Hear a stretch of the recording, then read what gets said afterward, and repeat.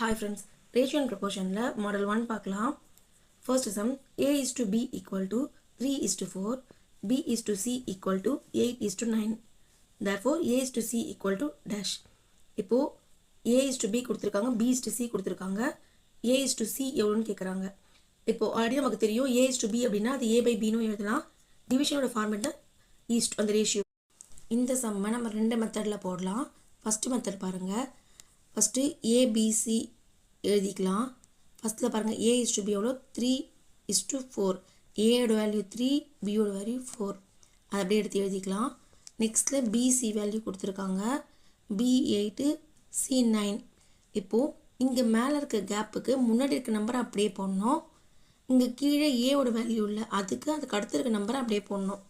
எந்த இடத்துல கேப் இருக்கோ, அதாவது எதோட வேல்யூ கொடுக்கலையோ அதுக்கு முன்னாடி இருக்கிறோட வேல்யூ போட்டால் கரெக்டாக இருக்கும். நெக்ஸ்ட்டு இப்போ ஏவோட வேல்யூ எப்படி கண்டுபிடிக்கணும்னா, ஏக்கு நேராக இருக்கிற அந்த ரெண்டு நம்பரையும் மல்டிப்ளை பண்ணணும். 3 8s are 24. அப்புறம் பிக்கு நேராக இருக்க வேல்யூ 4 8s are 32, சிக்கு வந்து 4 9s are 36. அந்தந்த வேல்யூக்கு நேராக இருக்க நம்பர்ஸை மல்டிப்ளை பண்ணால் அதுதான் அதோட ஆன்சரு. இப்போ நம்மக்கிட்ட கேட்டுக்கிறது வந்து ஏ அண்ட் சியோட வேல்யூ மட்டும் தான் கேட்டிருக்காங்க. ஸோ ஃபஸ்ட்டு அது ரெண்டுத்தையும் எடுத்து எழுதிக்கலாம்.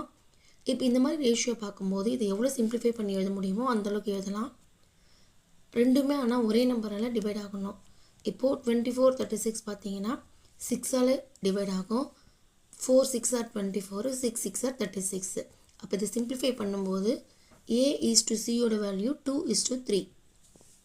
இப்போது இன்னொரு மெத்தட் பார்க்கலாம். ஆல்ரெடி சொன்னேன், அந்த is to அப்படின்ற சிம்பிளை வந்து நம்ம டிவைட்னு எழுதலாம் ஃபார்மேட்டில். நம்மக்கிட்ட கேட்டிருக்கிறது a by c கேட்டிருக்காங்களா. So a by c equal to கொடுத்துருக்கிறது அப்படியே எழுதுங்க, a by b into b by c. இப்போ பாருங்கள், அப்படியே சிம்பிளாக பார்த்தா கூட பிக்கு b கேன்சல் பண்ணால் a by c தான் நமக்கு கிடைக்குது. ஸோ அப்போ நம்ம சப்ஸ்டியூட் பண்ணலாமா. a by bன்னு சொல்லும் போது 3 by 4 into 8 by 9. 1 4s are 4, 2 4s are 8, 1 3s are 3, 3 3s are 9. அப்போ 2 by 3. எப்படி போட்டாலும் a by cயோட வேல்யூ 2 by 3 நமக்கு கிடைக்கும். நெக்ஸ்ட்டு அதே மாடல் இன்னொரு சம் பார்க்கலாம். a is to b equal to 5 is to 9, b is to c equal to 4 is to 7. இதில் a is to b is to c எவ்வளோன்னு கேட்குறாங்க. அதே மாதிரி ஏபிசின்னு வரிசையை எழுதிக்கிட்டு அதுக்கு நேராக இருக்க நம்பர் எடுத்து போட்டுப்போம்.